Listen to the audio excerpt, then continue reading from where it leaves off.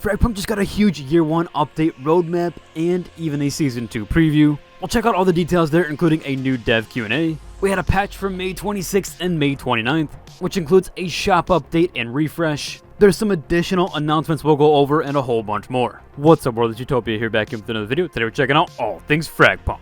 Jumping right into it, we had that brand new dev Q&A, and this covers Season 2 teasers and the Year 1 roadmap, where that goes over a ton of their future plans. The first up here, if you haven't seen, the devs did a dev Q&A called Dev Look at My Eyes Episode 1. And it seems like they will be doing these quite consistently, as they are labeling this Episode 1, so there is plenty more to come. I broke down this entire stream and categorized some of my notes here, where yes, we did have a Season 2 overview and teaser, and they mentioned with Season 2 there's going to be a variety of new modes that they're adding, where major events will happen every 2 weeks now. As they said, they want to be a lot more consistent there. They know people love the LTMs in FragPunk. They do these very often, and I really enjoy that about the game, so super happy to see that. We're including with that, the shard card system is going to get some adjustments, which do include their drop rates that will be improved. However, it was labeled this way, or at least translated this way in the announcement, seeing that you automatically receive all the new shard cards. I do think maybe they mean at the start of the match, or maybe with Season 2 you will have to earn those again.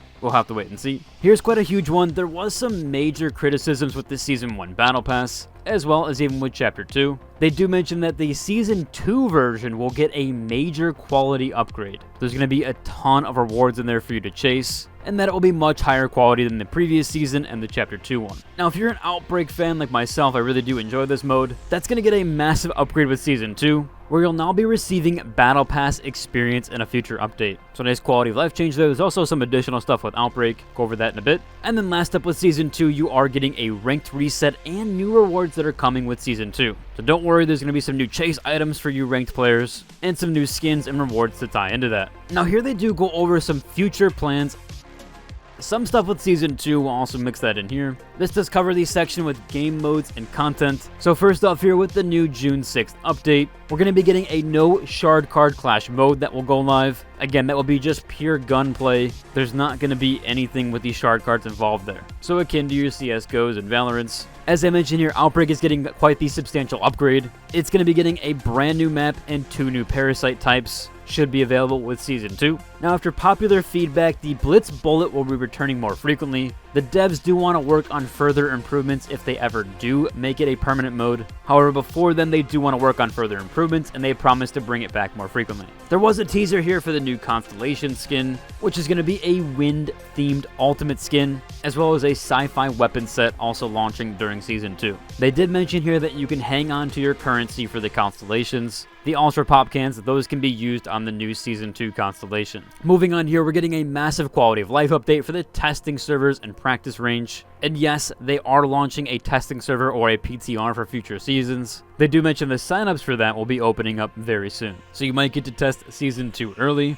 or even in Chapter 2 for Season 2. Practice range is also getting a nice quality of life change here. It's going to be getting a plethora of updates during Season 2, with the first one being that you can invite your friends to practice range now, and there'll be some future additions where you can now test your shard cards and practice range. That is in development currently though, so that might not come at the start of Season 2.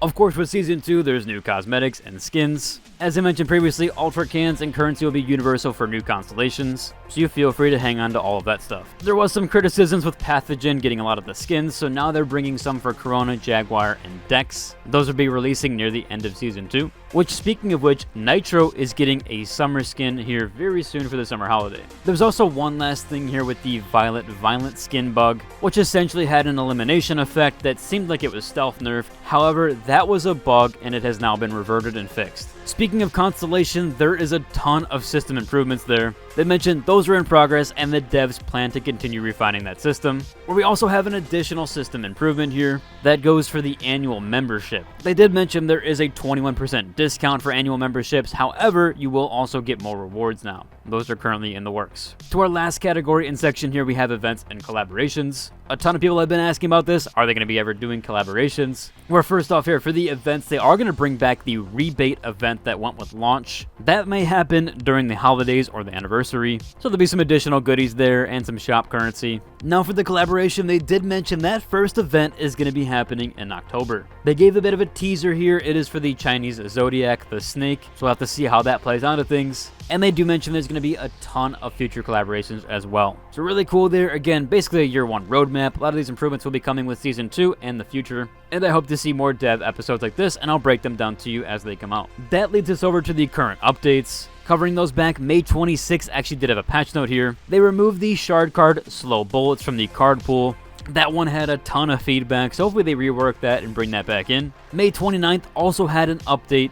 This one mostly pertained to the new event, the Circus Show. There's a bunch of free challenges here and free things that you can claim, but they also brought out the Circus Show, a new Extreme Lancer skin bundle that's been in the store since May 30th. Or yes, we do get another Pathogen skin here. This one is decently unique though, and definitely fitting for her persona. Some really neat effects with her abilities here, and even her wall. This bundle also included a Sonar skin, which does theme pack her entire outfit and even her abilities. Again, another really good one there. Other than those bundle shop items, we had 2 additional bug fixes here, where there was an issue with the reload sound effect for the Vicious Pure Station, so they have gone ahead and reworked and fixed that. There was also some hit detection issues that occasionally would be abnormal in the underwater passage area of the Akhat map. So 2 little nice bug fixes there. Again, they are gearing up for Season 2, which is right around the corner, so a lot of that dev time and work is happening on that.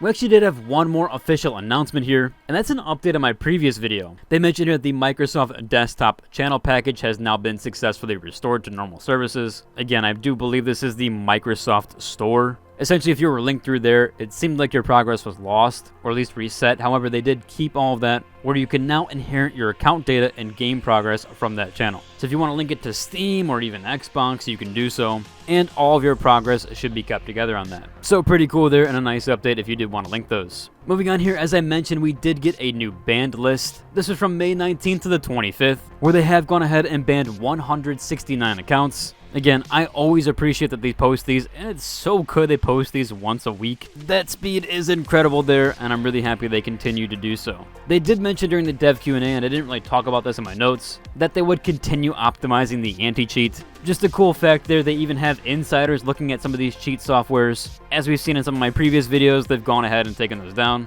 It's really cool overall to see that. Last up here, if you haven't seen, the FragPunk World Clash Global Invitational LAN is going to be kicking off June 5th to the 7th. So if you do want to check that out, that is now in the global finals. Nice to see them put this tournament on, and an overall decent one if you wanted to watch it from June 5th to the 7th. Again, links to everything I covered in the video will be in the description down below. And if you enjoyed today's video, like, subscribe, and until the next one. Deuces.